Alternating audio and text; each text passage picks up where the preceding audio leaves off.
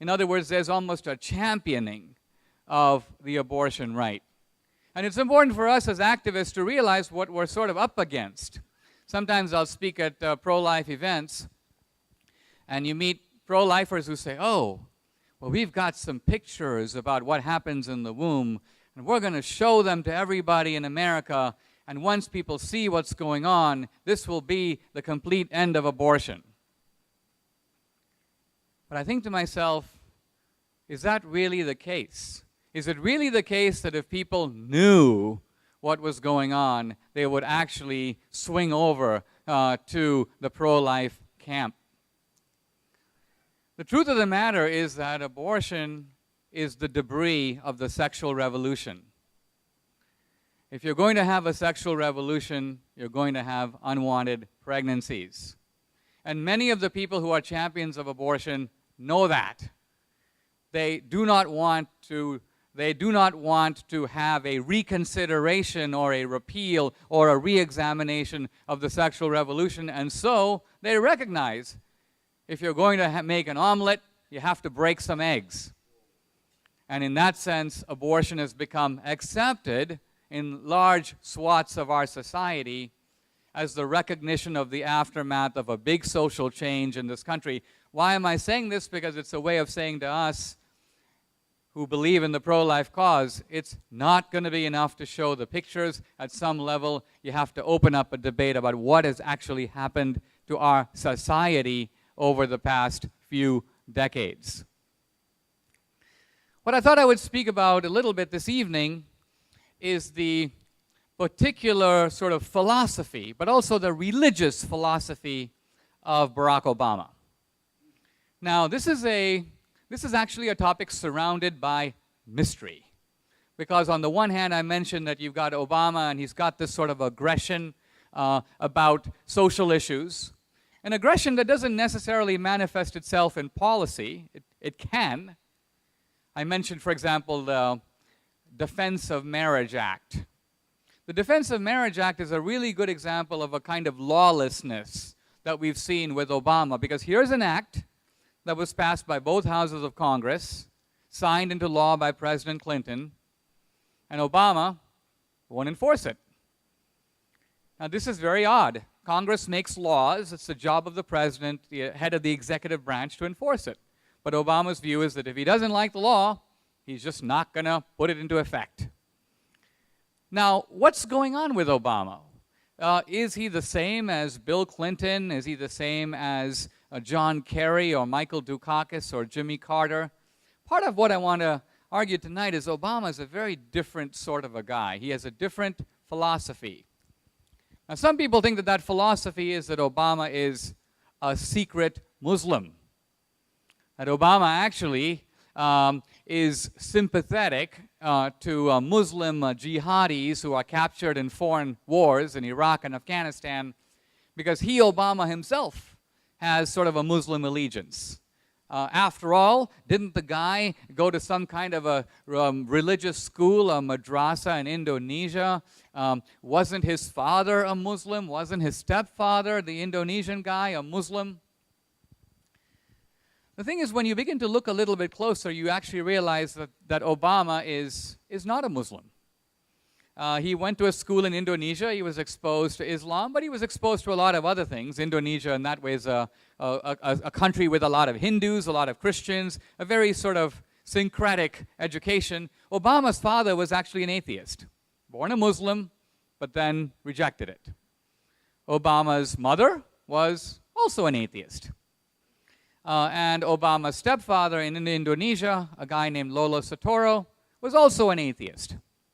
So interestingly, Obama had an upbringing that was completely free of any kind of faith or religious conviction. Obama came from a family that was extremely odd. His father was Barack Obama Sr. He grew up in Kenya. He was a polygamist. He had 4 wives. He had 8 children. Obama's mother, kind of a neglected figure. In my earlier book called The Roots of Obama's Rage, I focused on the dad. But not a whole lot of focus has been put on the mom. Actually, the philosophy of Obama, although the dreams come from his father, the dad, the dreams were actually transmitted to Obama by the mother, not by the father. And when Obama was at a very young age, 10 years old, living in Indonesia, the mom packs him up and sends him back alone to America, and she never goes with him. I don't mean she doesn't accompany him. She does not return to America at all. She comes to visit, but essentially she lives the rest of her life in Indonesia. So here you have Obama, sort of an abandoned kid, abandoned by his mom, abandoned earlier by his dad. And through his life, what Obama does is he finds mentors, surrogate fathers, and he kind of attaches himself to them. And these surrogate fathers are people who he sees as embodying his own absentee father's ideology. Now, in the film, we highlight this ideology of anti-colonialism. And the anti-colonial philosophy is often understood to be a philosophy that is solely about foreign policy, and it's solely about domestic policy. But I actually want to highlight a third aspect of it that often goes neglected, and that is, people will often ask me, well, what does anti-colonialism have to do with, say, gay marriage or abortion? Or why does Obama seem to have this aggression against a student who wants to stand up and express their faith? Or why is Obama trying to force the Catholic Church to abide by non-discriminatory principles that don't allow people to practice their own religious beliefs? What's going on there? What does that have to do with Obama's anti-colonial philosophy? And I want to try to answer that question here tonight to get a little sense of what we're dealing with in Obama and what we can expect if Obama gets a second term. By the way, that's the reason the film is called 2016. What would America look like in 2016 if Obama's reelected? It's kind of funny, sometimes people come to me and they go, Dinesh, 2016, well, yeah, but, you know, let's realize we have an election to win this year. We can worry about 2016 later. But of course, our point about calling it 2016 is it is about this year. It's about the choice we make this year which will have impact over the next 4 years. By the way, another common question I get is, Dinesh, where did you find an actor in the film who sounds exactly like Obama? And of course, I have to point out that that is Obama. One of the original idea for the film came to me when I was surfing the web and I noticed that Obama had read his own book in audiobooks. And in that book, you have very surprising statements. When Obama says things like, you know, when I was a student, I tried to stay away from all the normal professors. I wanted to find the Marxists. I wanted to find the radicals. I wanted to find the punk rock guys. I wanted to find the Chicanos, the radicals. Those are the guys whose courses I wanted to take. Well, if you quote Obama saying it, it's one thing, but to actually hear Obama's voice is quite another. There's a little bit of a chilling scene in the film where Obama's talking to the Russian president, then President Medvedev. Now, this was actually reported in the media as, quote, a gaffe by Obama. What's a gaffe? By the way, a gaffe is when a politician accidentally tells the truth. That's a gaffe. So what happens in this scene is that Obama is leaning over to Medvedev and he sort of taps him on the leg. He basically says to Medvedev, listen, I need some flexibility. In effect, what Obama's saying is, I want to give you something. They're talking about missile defenses. And Obama's saying, if I were to tell the American people now what I want to give you, they might not vote for me.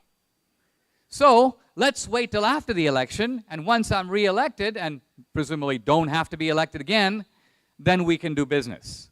So it's kind of remarkable. Here you are sitting in the theater, you see your president, your leader, who has been elected to defend the interests of the United States, and he is conspiring with the leader of an adversary nation against whom?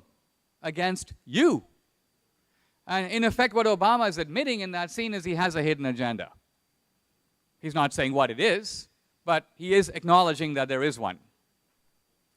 Returning for him now to this anti-colonial ideology, the anti-colonial ideology has a foreign policy dimension and it has an economic dimension, but it also has a religious and a social dimension.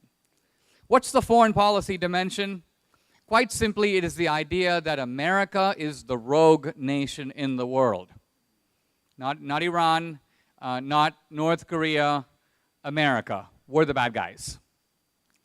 That's very important to know because actually that is the key to understanding why Obama sat obediently and happily in the Reverend Jeremiah Wright's church for 20 years. It's not because the Reverend Jeremiah Wright is a civil rights guy or an Afrocentric guy. Obama didn't care about any of that. The core philosophy of Reverend Wright is expressed in the key sermon that's called The Day That Jerusalem Fell, in which it's the sermon that ends with the phrase, "God damn America." Why? Because as Reverend Wright explains, America took the country away from the Comanches and the Apaches and the Navajos. America invaded Grenada. America invaded Libya. America killed Gaddafi's son. America dropped atomic bombs on Hiroshima and Nagasaki. And it all builds up to the great conclusion, which is, God damn America, we're the bad guys. And that is the core of the anti-colonial philosophy, namely that the West has established its power over the world by force, by occupying and invading other countries. So we're the bad guys, and the job of the president, of an anti-colonial president, is to put the leash on America. If you look at what Obama's doing, he's doing exactly that. Look at what Obama's doing right now in the Middle East. He has used force in Libya to prevent genocide. There was a rebellion in Benghazi. The number of people who had been killed in that rebellion, about 250. Genocide. Meanwhile, in Syria, more than 10,000 people have been killed. They're being killed right now. Obama refuses to use any equivalent force. Apparently, that's not genocide. In Egypt, Obama backs the democracy protesters in Tahrir Square. You might go, wow, that's because America stands for democracy. But a year later, there were even bigger demonstrations in Iran for democracy to get rid of the mullahs, and Obama said, we have nothing to do with that. We're staying out. We'll let the Iranians sort it all out.